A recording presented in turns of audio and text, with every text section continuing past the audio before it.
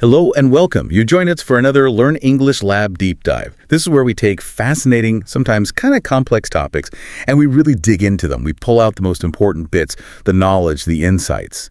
Today, we're embarking on a journey to understand something really impactful, but, often invisible, the power of habit formation. That's right. We're going to sort of pull back the curtain on these daily routines, the tiny ones, the big ones, and really explore how they quietly but powerfully shape pretty much every aspect of our lives. It's about understanding the unseen architecture of your day. Yeah, exactly. And our mission today is to equip you with not just a surface understanding, but a truly deep dive into how habits actually work, why they hold such incredible sway over us, and critically, how you can use this knowledge, how you can leverage it to consciously sculpt your daily existence. Get ready for some genuine insights that might just fundamentally change how you approach everything, really, from your morning coffee right up to your biggest goals. So let's really get into this, Ben. When we talk about habits, what are we truly referring to? Like beyond the everyday idea, what at its core is a habit from a more scientific perspective? Well, at its essence, a habit is a behavior that's become largely automatic. It happens through repetition, usually triggered by specific cues in our environment. Think of it as the brain's ingenious energy-saving mechanism. Our minds are constantly looking for ways to be more efficient, And by automating these routine tasks, habits free up really valuable mental bandwidth. Right, bandwidth. Yeah, so this allows us to dedicate our conscious focus to more demanding things, novel situations, creative challenges, instead of spending that precious cognitive energy on, trivial decisions like, do I brush my teeth now or maybe later? This incredible efficiency is a primary reason our brains are actually wired to develop habits in the first place. That efficiency concept is definitely key. And speaking of how our brains handle these automated actions, there's this prominent researcher, right, who outlined a remarkably simple, yet it seems universally applicable three-part loop. It explains exactly how habits function. It feels really foundational to understanding this whole thing. It absolutely is. Foundational is the right word. This framework consists of the cue, the routine, and the reward. Simple but powerful. So the cue is the trigger, the signal that prompts the behavior. For instance, maybe seeing your running shoes right there by the door. That visual signal can kick off the whole sequence. Okay. The shoes are the cue? Exactly. Then the routine is the action itself, the behavior you perform in response. So in this case, actually going for that run. And finally, the reward. That's the benefit or the payoff you experience after completing the routine, which could be, anything from the rush of endorphins, maybe a feeling of accomplishment, or even just the simple satisfaction of checking off a task. This basic loop is so powerful because the brain learns to associate that cue with the anticipation of the reward. The routine just becomes the most efficient way to get there. This definitely brings up a question I think a lot of listeners will have. How long does it really take? How long for a new behavior to become automatic? We often hear this specific number thrown around, like 66 days, but is there more to it? It's a great question. And yeah, the answer is a bit more nuanced than just one magic number. While some research does point to an average of around 66 days for a new behavior to truly solidify, shift from conscious effort to automatic action, it's really vital to understand this is just an average. Just an average, okay. Yeah. Studies have shown the actual time frame can vary dramatically, sometimes as little as, say, 18 days for really simple habits. But it could go up to, 254 days for more complex ones. It really depends significantly on the habit's intricacy. Wow, 254 days. That's a long time. It can be. It also depends on the consistency of your practice, the context you're trying to establish it in. A really simple action like consistently drinking a glass of water right after breakfast, that might automate much faster than, say, establishing a daily meditation practice. That involves multiple steps, sustained focus, that kind of thing. Okay, so it's not just about hitting a specific day count. It's about consistent effort and really understanding the complexity involved. Yeah. And why should we truly care about habits beyond just, convenience or efficiency? Because they build up, right, over time in ways we maybe don't appreciate day to day. Precisely. It's not just about what you do today. It's about the cumulative impact, the effect of those daily actions a year from now, maybe a decade from now. People often liken habits to compound interest for their cumulative power, which is a good analogy. But maybe an even more intriguing way to think about it, though less linear, is like the butterfly effect. The butterfly effect. Interesting. Yeah, think about how one seemingly tiny, almost invisible daily choice like choosing a slightly different route for your walk or taking literally 1 minute to plan your next day. How might that subtly alter your long-term path in ways we can barely predict? Each small action, when you repeat it, doesn't just add up. It actually reshapes your personal landscape over time. A seemingly minor negative habit, like, say, daily procrastination on small tasks that can lead to overwhelming burdens, missed opportunities down the line. Conversely, small, consistent, positive actions can create remarkable, often unforeseen opportunities. That's a great way to frame it, the butterfly effect. It makes those small choices feel much more significant. And beyond these compounding results, you mentioned earlier that habits are critical because they free up our precious brain power. Could you elaborate a bit more on what's actually happening inside our brains when this occurs? Absolutely. Our brain is this incredibly energy-intensive organ, right? It's always looking for efficiencies. So by automating these repetitive actions, habits let us direct our cognitive energy towards more complex, more demanding tasks. It's the prefrontal cortex that's the part of your brain responsible for higher-level thinking, decision-making, problem-solving that gets this valuable break. The prefrontal cortex gets a break. Exactly. So, for instance, when you perform a really well-ingrained habit, like brushing your teeth, your prefrontal cortex isn't heavily involved. That task is largely handled by other, you could say, more primitive brain regions. This allows your conscious mind to focus on, strategic planning for work or creative brainstorming, navigating complex social stuff, rather than spending mental effort on these rote behaviors. Let's bring this to life with a common scenario, something many people might relate to. Imagine Sarah. She's a marketing professional, and her morning just isn't complete without stopping at that popular coffee shop for a latte. It seems like a simple daily indulgence, but it's actually a perfect illustration of a habit loop in action, isn't it? Oh, indeed. It's a classic example. In Sarah's case, the cue is probably just walking past the coffee shop on her commute. A visual trigger, maybe even an olfactory one, the smell of coffee. The routine is the sequence. Walking in, ordering her usual latte, waiting for it. Right, the whole sequence. And the reward is multifaceted. There's the immediate caffeine boost, of course, the warmth of the cup, and maybe just a brief moment of comfort, predictability before a busy day starts. But while it seems minor day-to-day, maybe $5 for a latte, this habit, repeated daily, 5 days a week, that adds up. It accrues to a pretty substantial cost, nearly $1,300 a year. Wow. Yeah, when you put it like that. Exactly. And this example really underscores how even small, seemingly insignificant habits can have profound cumulative financial implications over time, often without us even consciously realizing it's happening. Okay, now let's shift gears a bit and actually look inside our heads. Where do habits literally live in the brain? What's the neurology behind this amazing automation? So the primary region for habit formation and storage is the basal ganglia. It's a group of structures deep within the brain, and it's responsible for things like pattern recognition and executing routine behaviors. It's like an automated control center. Basal ganglia. Got it. Yeah. And research, including a pretty seminal study back in 1999 observing rats learning new tasks, revealed some fascinating insights. As the rats mastered these tasks, activity in their basal ganglia spiked really intensely at the start and the end of the task. But it significantly quieted down during the middle part. Oh, interesting. Just at the start and end. Yeah. Right. Which suggests the brain was chunking the entire sequence into a single, effortless unit, rather than processing each individual step along the way. This chunking is precisely why habits feel so automatic, why they require so little conscious thought once they're formed. And this chunking is also why trying to interrupt a habit mid-action is so incredibly difficult. Your brain is already committed to the whole sequence. Okay.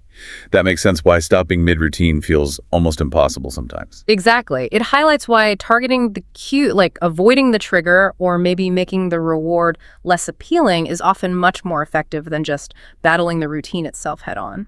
That's a really crucial insight, targeting the cue or the reward. And this leads naturally to a common misconception, I think. We often believe willpower is the only key to sticking with new behaviors. You just need enough discipline, enough grit, right? But the science tells a slightly different story. It really does. While the prefrontal cortex, again, our brain's decision-making planning center, it certainly initiates new habits with conscious effort. It actually steps back once they become automatic. It hands over control to the basal ganglia.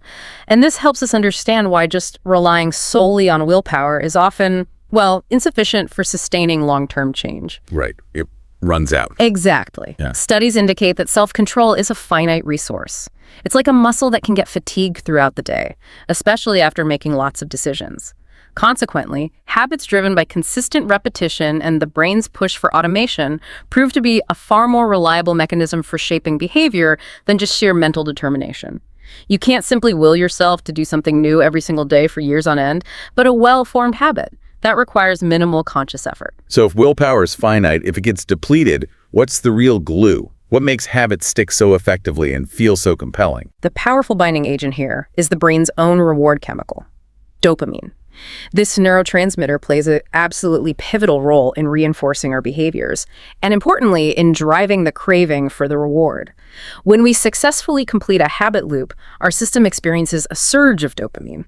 This not only generates a feeling of satisfaction and pleasure, but crucially, it also strengthens the neural pathways associated with that specific behavior. So it physically strengthens the connection. Precisely. The brain learns doing this routine leads to a positive chemical experience, so the habit becomes more entrenched, more likely to be repeated over time. What's really fascinating is that the dopamine spike often occurs before the reward itself. It happens during the anticipation phase, and that creates that powerful urge, that craving to engage in the behavior again. And this dopamine-driven loop, it's not confined to just beneficial habits, is it? It's also a core reason why certain digital platforms, technologies, can be so incredibly compelling, sometimes even, well, problematic. Indeed, it's a double-edged sword. Consider the design of social media platforms, for example. A notification, that subtle ping or vibration that acts as the cue. It grabs your attention. Checking your phone or opening the app then becomes the routine. An immediate, often almost involuntary action. And the likes, the comments, the new content you discover that serves as the reward, completing this powerful dopamine-driven circuit. Wow. It's designed that way. It is. A former executive at a major social media company even candidly admitted that these platforms were deliberately constructed to capture and consume as much of our attention as possible. They were leveraging these very habit loops. It's a masterful and, sometimes concerning application of habit science that directly taps into our brain's reward system. That's a powerful, maybe even unsettling thought. But let's bring it back to positive change for a moment. Take Jake. Let's say he's a 40-year-old accountant who struggled with his weight for years. He decided to start running, but initially it was a real struggle just getting out the door. The effort felt huge. His motivation just vanished quickly. How did he leverage these principles we're talking about? Jake demonstrated a really clever understanding of the habit loop. He integrated a powerful reward into his running routine. He decided he would only listen to his favorite, really captivating podcast while he was exercising. Nowhere else. So over time, the act of just putting on his running shoes became the cue. That triggered the routine. And the enjoyable podcast served as the immediate, gratifying reward, releasing that essential dopamine. Linking the reward directly. Exactly. This thoughtful design helped transform what felt like an arduous task into a lasting, beneficial change. By, say, 2021, Jake had not only lost 50 pounds, but he'd also completed his first half marathon. It really showcases how strategically chosen, consistently applied rewards can reinforce desired behaviors far more effectively than just relying on sheer willpower. Jake's story is great. It really highlights the ingenious ways we can adapt this. To truly gain mastery over our habits, then, it sounds like we need to be able to sort of pull apart their individual components, like an engineer dissecting a machine. Yeah. Let's take a really common challenge, oversleeping. How would we analyze that through the habit loop lens? Excellent point. It's about deconstruction. For oversleeping, the cue is typically your alarm sounding, maybe at 6 a.m. The routine is the immediate action you take, hitting that snooze button for another 10 minutes of, fleeting comfort. And the reward, it's a temporary, maybe illusory sense of relief from the discomfort of waking up, a brief return to sleep. That darn snooze button. Exactly. This seemingly simple loop perpetuates oversleeping for so many people. But the beauty is you can deliberately disrupt it. You can alter the routine while keeping the original cue, but aiming for a desired reward. For instance, you could place your alarm clock across the room, forcing you to physically get out of bed to turn it off. Then once you turn it off, immediately drink a glass of water. And then consciously appreciate the feeling of being refreshed, hydrated. Over time, this actively rewires the established loop, replacing the old snooze routine with one that actually aligns with your goal of waking up on time. So the first critical step in all this is really identifying that initial trigger, the cue. Without knowing what's actually starting the chain reaction, it seems incredibly difficult to intervene effectively. Precisely. Research overwhelmingly supports this. Recognizing these cues is fundamental because it empowers you to consciously intervene in the habit loop before the automatic routine just kicks in. And these cues generally fall into about 5 distinct categories. Specific times of day, like 3 p.m. slump, particular locations, kitchen counter, your current emotional state, feeling stressed or bored, the presence of other people, seeing a certain friend, or an action you've just completed, finishing dinner. 5 categories. Yeah. For example, you might consistently find yourself reaching for unhealthy snacks whenever you feel stressed. Or maybe seeing a particular colleague always prompts you to engage in, say, workplace chatter when you should be working. Identifying these triggers, often just by logging your behavior and emotions for a few days, is the critical initial phase. Once you know the cue, you have the leverage you need to design a new routine. And once you've identified that cue and you're designing a new routine, how crucial is the reward? It feels like it might be the linchpin holding it all together. It's absolutely essential. It really is the engine of the loop. For a new habit to truly take root and become a permanent fixture, the reward associated with it must genuinely feel satisfying and compelling to you. It needs to provide that internal aha moment or a sense of deep accomplishment that the brain actively seeks. And what's particularly powerful here are intrinsic rewards, those that come from within. Intrinsic rewards, like pride. Exactly. Feelings of pride, competence, mastery, personal growth. These are far more effective for sustaining habits over the long term than extrinsic rewards like, financial incentives or buying yourself something. This is because intrinsic motivation aligns directly with your personal values. It creates a deeper, more lasting drive. If you genuinely value physical wellness, for example, the internal reward of feeling stronger and more energetic after a workout will motivate you more consistently than, say, the promise of a new t-shirt. That internal satisfaction becomes a powerful, self-sustaining driver. Let's consider Emma, an aspiring writer who, despite really wanting to write daily, consistently struggled with procrastination. She observed that her cue was sitting down at her desk, but her established routine was to immediately check social media, losing hours of potential writing time. How did she manage to hack her own loop? Emma implemented a really clever and effective strategy. To counteract her deeply ingrained pattern, she first physically moved her phone to a different room. That created a significant barrier, what you might call friction, to her old routine, made it harder to do the wrong thing. Friction, right, making it harder. Then she designed a new, specific reward. She allowed herself a comforting cup of tea only after dedicating a focused 30 minutes to writing. So by thoughtfully adjusting her response to the cue at her desk and ensuring a satisfying immediate reward that also served her deeper well-being, Emma successfully established a consistent writing habit. This strategic approach ultimately led her to complete the first draft of her novel. Her success wasn't about suddenly finding more willpower. It was about intelligently designing a new, more effective habit loop. That's a brilliant example of that kind of intentional design. Now, moving on slightly, some habits seem to possess an extraordinary power. They're often called keystone habits. What sets these apart? What makes them keystone? Keystone habits are fascinating. They're essentially small changes you introduce into your routine that almost unintentionally create this ripple effect. They positively influence multiple other aspects of your life. It's kind of like pulling one single thread that causes a whole section of a tapestry to shift and change. I like that analogy. A prime example is regular exercise. It frequently leads to better dietary choices, improved sleep patterns, increased overall productivity. Why? Well, primarily because it cultivates discipline and strengthens one's belief in their own capability, that idea of self-efficacy we talked about. Research has even shown that individuals who adopt just one single healthy habit, like daily walking, are significantly more likely to spontaneously embrace other beneficial habits, like quitting smoking or reducing alcohol consumption, without even explicitly intending to do so. This cascading effect truly highlights their transformative potential. One positive change unlocks many more. So for listeners maybe looking for that powerful first thread to pull, that first domino to push, what are some of these key keystone habits that consistently deliver these broad benefits? Yeah, there are a few that really stand out in the research and practice. Firstly, exercise. Consistent physical activity, as we mentioned, is unequivocally linked to improved mood, enhanced focus, more mindful eating. It really transcends just physical health. It profoundly impacts mental well-being and cognitive function. Okay, exercise is a big one. Definitely. Secondly, sleep.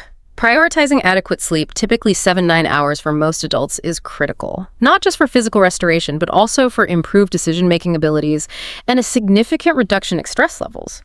When you're well-rested, you're simply better equipped to handle life's challenges, which naturally leads to better habits across the board. Sleep, right, often overlooked. Very often. And thirdly, planning. Engaging in some form of daily planning, whether it's journaling, creating detailed to-do lists, or even just mentally mapping out your day, consistently boosts productivity. It also alleviates anxiety by providing a sense of control and clarity over your time and tasks. These three, exercise, sleep, planning, often serve as powerful catalysts for widespread personal improvement, setting off those positive chain reactions. Let's look at Lisa then. Say a 35-year-old teacher who felt perpetually overwhelmed by chaotic mornings, which didn't seem to set a negative tone for her entire day. She adopted a keystone habit, waking up just 30 minutes earlier to meditate briefly and plan her day. It sounds like such a minor adjustment on the surface, but what was its actual impact? That seemingly minor adjustment initiated a really profound chain of positive changes in Lisa's life. With those extra 30 minutes, she started consistently eating healthier breakfasts because, well, she actually had the time to prepare them. She felt more energized from the planning and meditation, which naturally led her to engage in regular exercise more often. This also gave her a greater sense of control and calm when she got to work, significantly reducing her stress levels. Over time, this single habit of having an intentional morning routine contributed to significant personal achievements, including losing some weight and even earning a promotion. Lisa's story powerfully demonstrates how one foundational change, when implemented consistently, can profoundly enhance multiple areas of an individual's life. It creates this virtuous cycle of improvement that extends far beyond just that initial habit itself. It's truly amazing, isn't it, how a small shift can have such a broad, cascading impact. Now, when we try to build new habits, we often set these incredibly ambitious goals, right?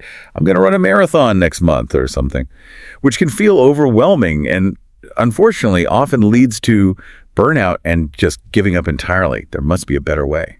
There absolutely is, and it's often quite counterintuitive. The approach of making 1% improvements, or as some call it, starting ridiculously small, is far more effective in the long run. For instance, if your goal is to read more, maybe just begin with one single page a day, instead of committing to an entire chapter or a certain number of books per month right off the bat. Just one page. That feels doable. Exactly. Studies consistently confirm that small, readily achievable goals are significantly more likely to evolve into consistent habits than overly ambitious ones.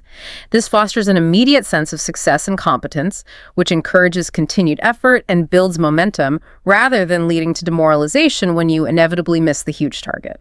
It's really about making the new behavior so easy you almost can't not do it. Okay, so start small. And to make those small steps even easier to integrate into our busy lives, there's a technique called habit stacking. This involves pairing a new habit you want to establish with an existing habit you already perform reliably, like clockwork. Yes, habit stacking is incredibly straightforward, yet really powerful. You identify an existing habit that you never miss. Maybe it's drinking your morning coffee or brushing your teeth before bed, and then you physically or mentally attach the new desired behavior directly after it. For example, after I brush my teeth, I will immediately do 5 push-ups, or after my morning coffee, I will meditate for 1 minute. Linking them together. Precisely. Research shows that linking new behaviors to these established automatic routines markedly increases adherence. It makes it much easier to integrate the new habit seamlessly into your daily life. It essentially removes the need for a separate decision point for the new behavior because the existing habit serves as an automatic cue for the new one. Makes it almost effortless to remember and perform. Okay, so you're starting small, you're stacking the habits. Once you're implementing these, how important is actually tracking your progress? Is it just for keeping records, or is there a deeper psychological benefit to seeing it written down? Oh, it's definitely more than just data collection. It's a surprisingly powerful way to reinforce consistency and maintain momentum.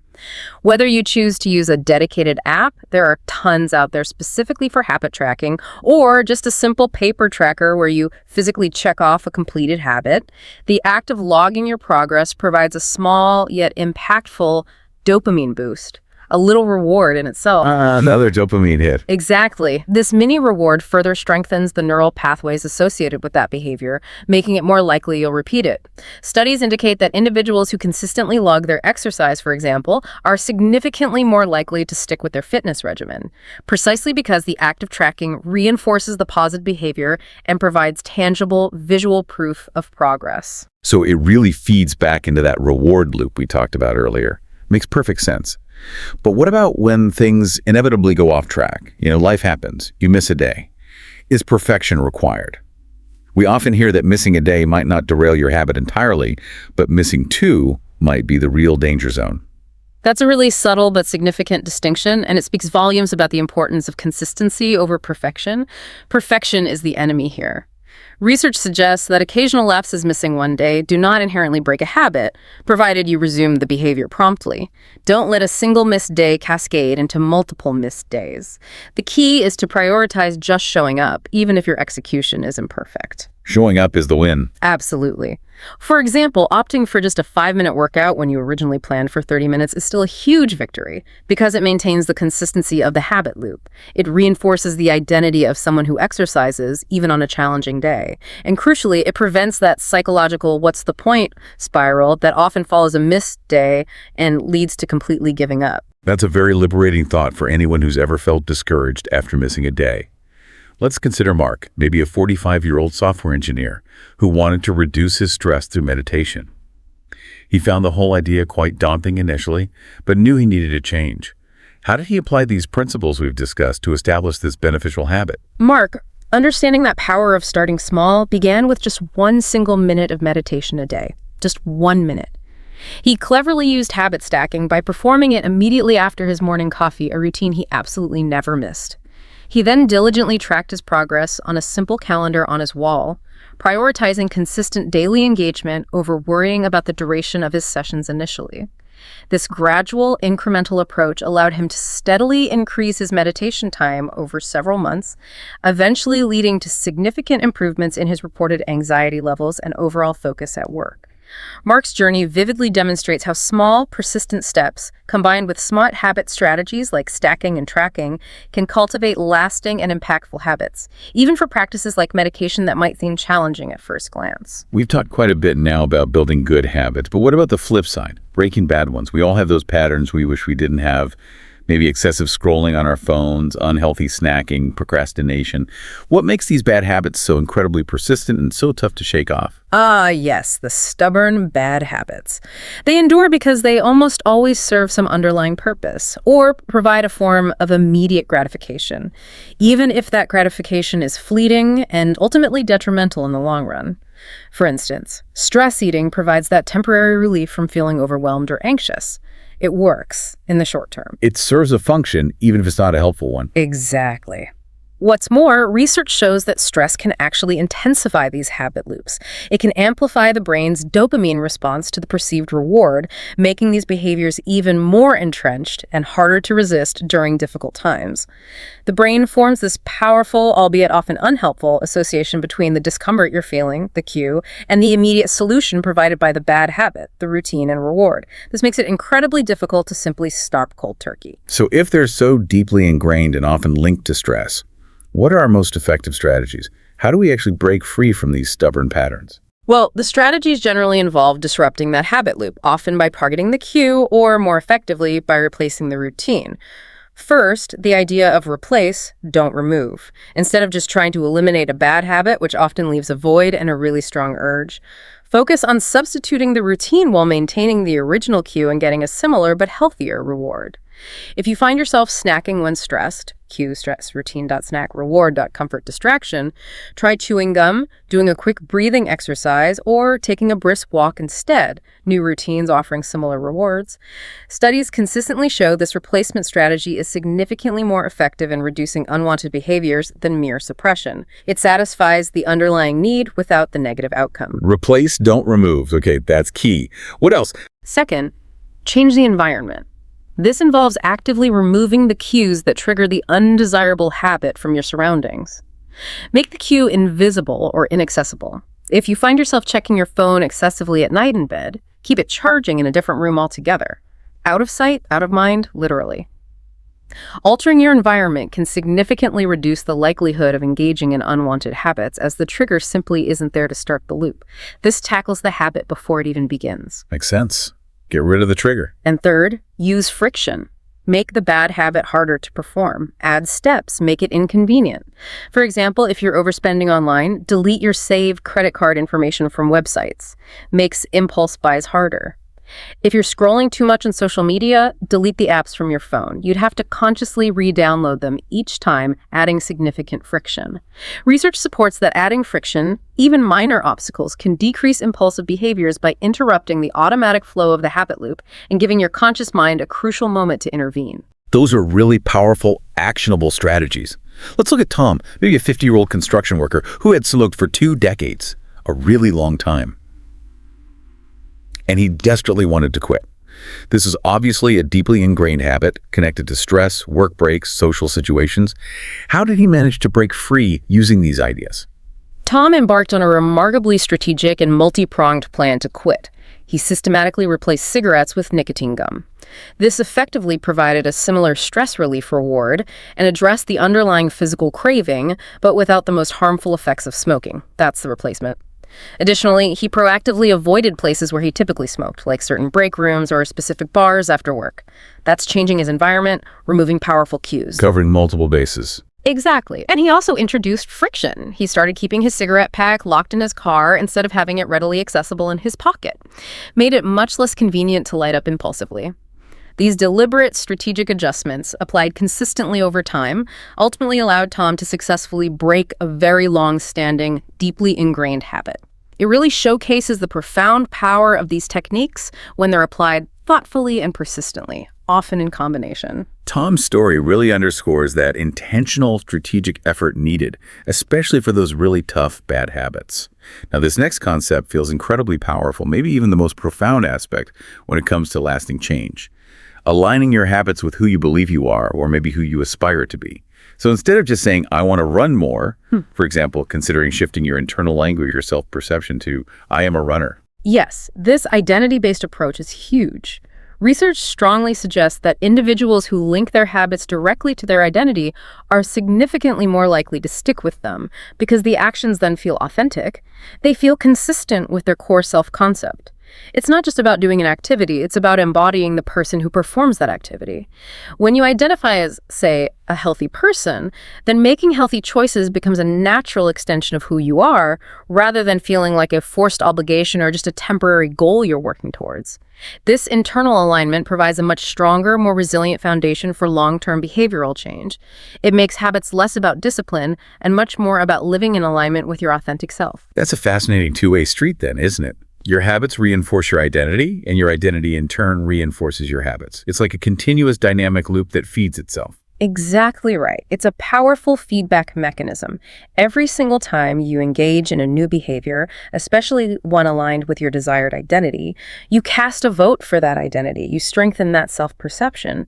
For example, each time you sit down and actually write, even for just a few minutes, you reinforce the belief that I am a writer. This creates this powerful, positive feedback loop.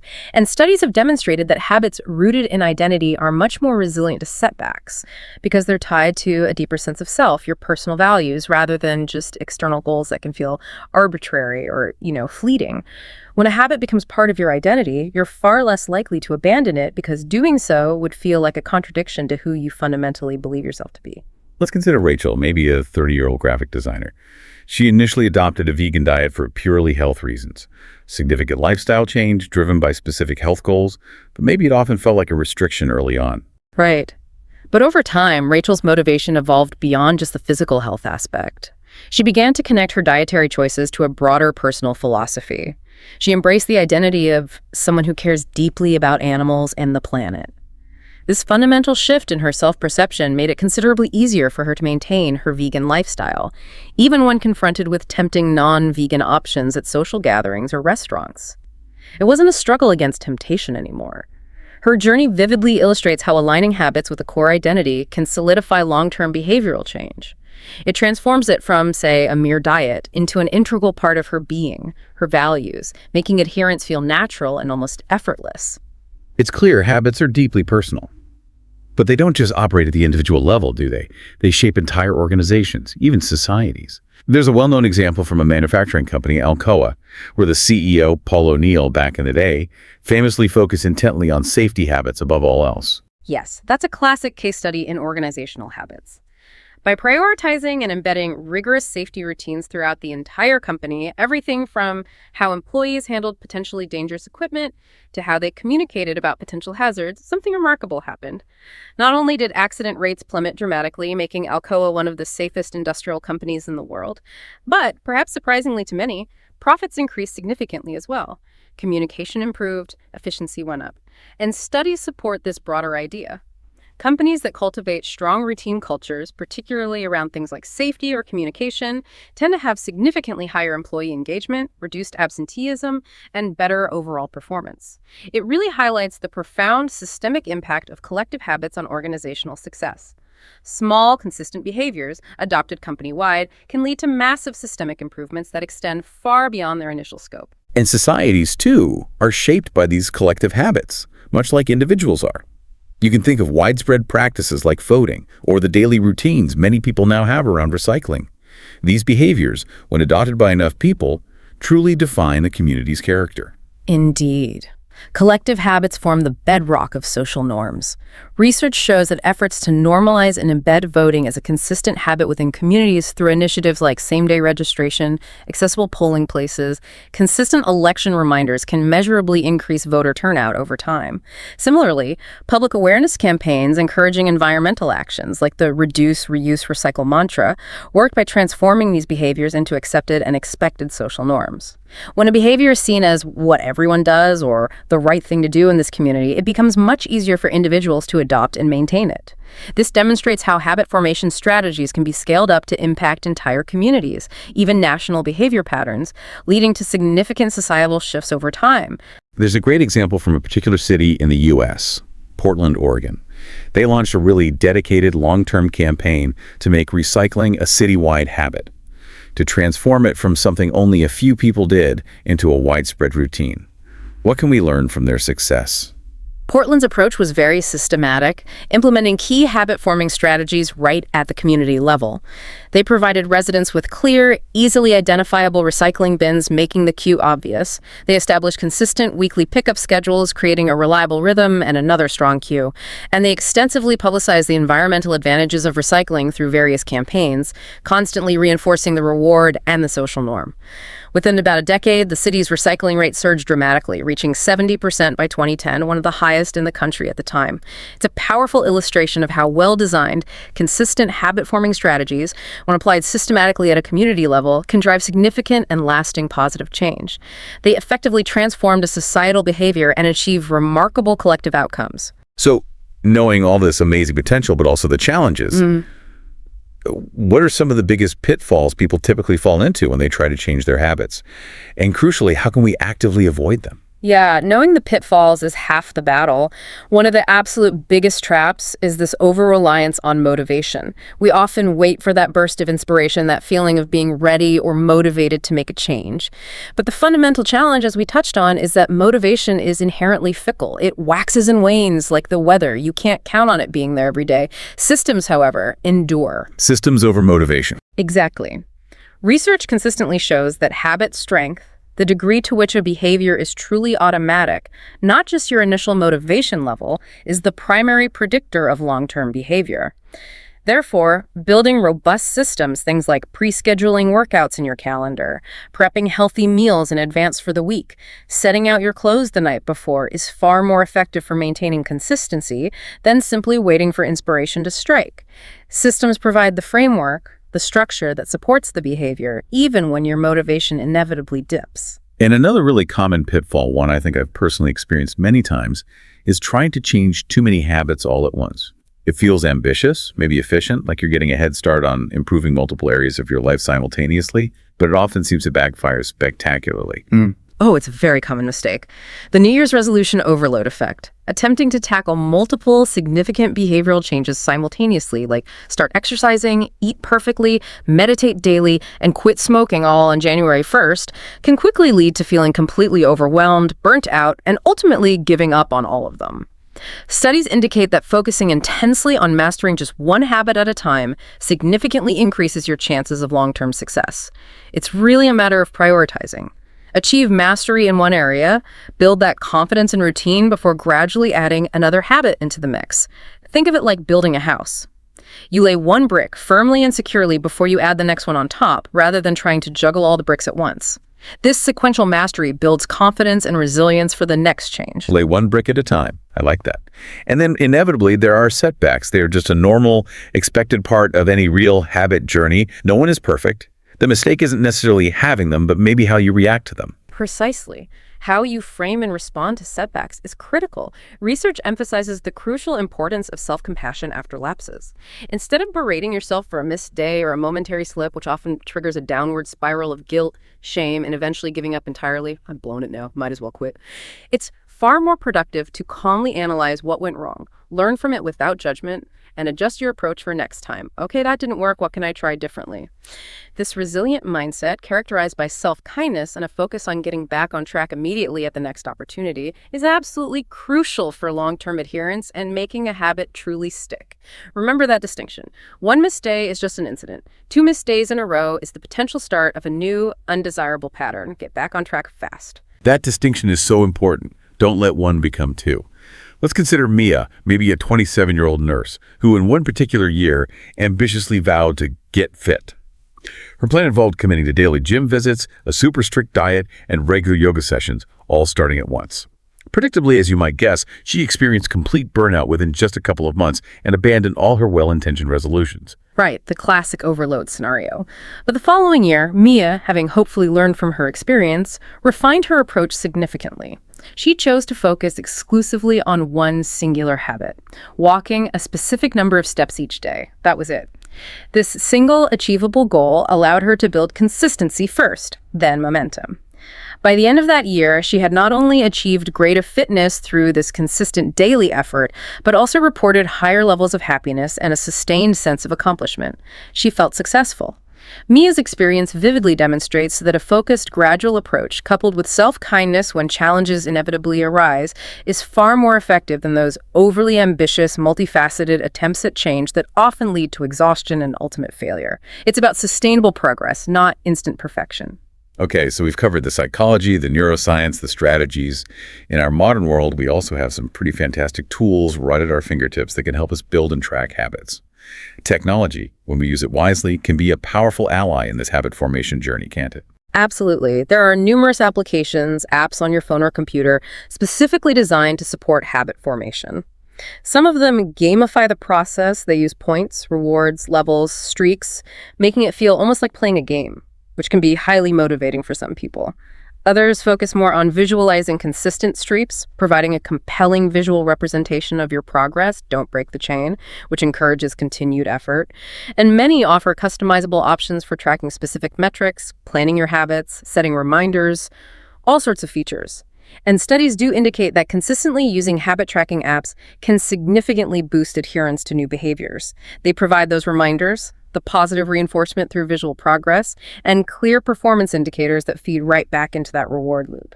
And sometimes the simplest tools are still the most profound. We shouldn't underestimate the simple yet powerful act of just putting pen to paper or fingers to keyboard to solidify our intentions and track our progress. Journaling, for example, is such a classic and for many incredibly effective tool. Totally agree.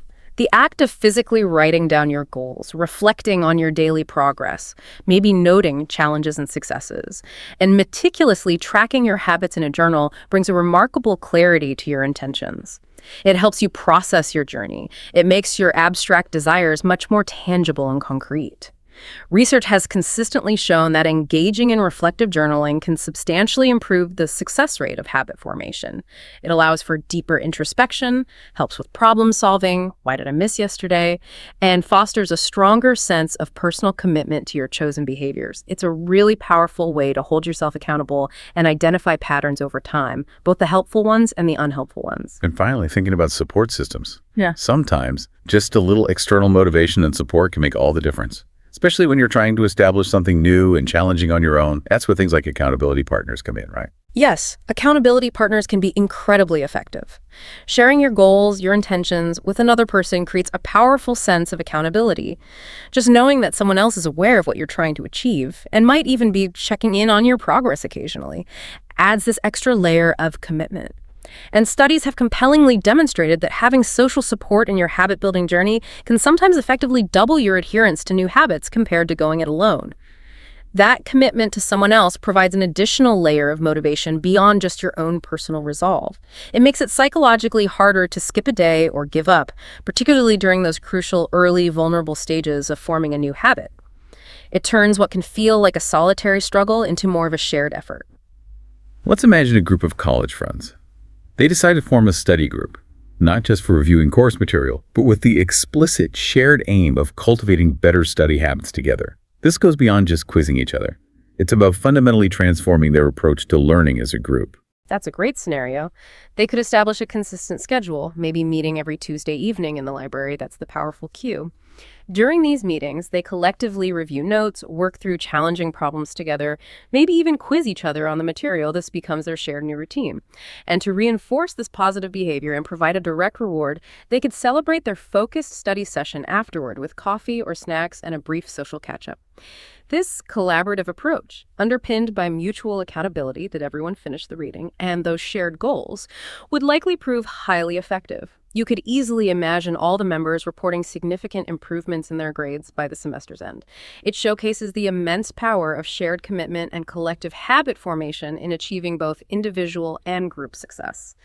It's a beautiful illustration of habits working at a small group scale. So, as we start to wrap up, when you look far down the road, maybe years or decades ahead, it becomes crystal clear that the habits you cultivate today are quite literally shaping the person you will become tomorrow and the life you will ultimately live. It's this ongoing, subtle, but incredibly powerful process that just builds and compounds over decades. It really is about the long game. Think about financial habits again. Consistent saving in your early working years, even if it's just small amounts, can lead to remarkable financial security and freedom in retirement. Conversely, a persistent habit of procrastination or overspending in this area can lead to significant struggle and stress later on. And the exact same principle applies across absolutely all aspects of life: your physical health, the quality of your relationships, the development of your skills and expertise. All are profoundly influenced by the daily, often tiny habits you choose to nurture or neglect right now. Your present choices, repeated consistently, are directly constructing your future reality. It's really about understanding that every small repeated action is effectively a vote cast for the type of person you are becoming. And beyond these tangible outcomes like health or finances, there's also a direct, measurable link between consistently practicing good habits and your overall happiness, your subjective sense of well-being. It's not just about achieving external goals. It's about fostering sustained contentment from the inside out. That's absolutely right. Research consistently indicates that individuals who maintain healthy and constructive daily routines report significantly higher levels of life satisfaction and a greater sense of purpose. Habits like, say, practicing gratitude through journaling each day, or consistently engaging in meaningful social interactions with loved ones, or dedicating regular time to hobbies and creative pursuits. These contribute enormously to a sustained sense of joy and contentment. These regular positive actions build a solid foundation for long-term psychological health and a genuinely fulfilling life. They move us beyond just chasing fleeting pleasures towards a deeper, more enduring sense of well-being. Consider John, perhaps a retired firefighter. Upon retirement, many people naturally slow down, maybe relax their routines significantly, but John didn't.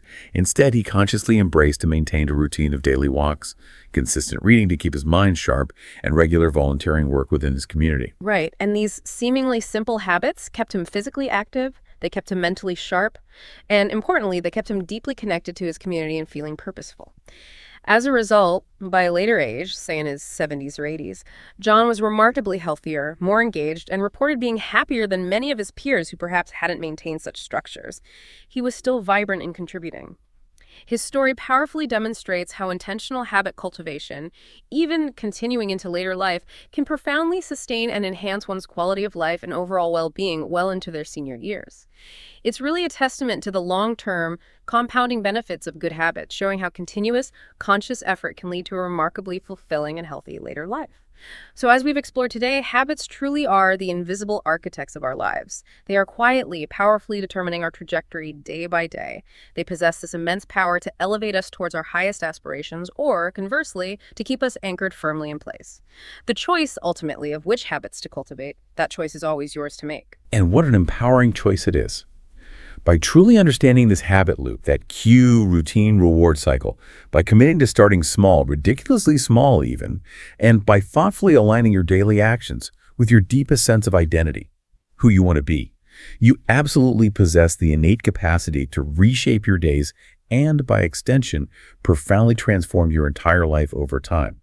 The science is undeniably clear. The examples we've shared today are, I hope, deeply inspiring, and the practical tools and strategies are now firmly within your grasp. So we really encourage you, begin today. Don't wait for the perfect moment. Select just one small habit you want to cultivate or one you want to change. Work on stacking it with an existing routine you already do reliably. Diligently track its progress, even just a check mark on calendar, to reinforce the behavior. And commit to sticking with it, prioritizing consistency over perfection, especially on those imperfect days. In a little over 2 months, maybe around that 66-day average mark, give or take, you might very well find yourself looking back at a truly remarkable personal transformation, all initiated by that one tiny consistent step you decided to take today. Thank you so much for joining us for this deep dive on the fascinating power of habit formation. Yes, thank you. And if you found this discussion valuable and insightful for your advanced English listening practice, please remember to like this video, share it with others who might benefit, and subscribe to the Learn English Lab YouTube channel for more deep dives into fascinating topics.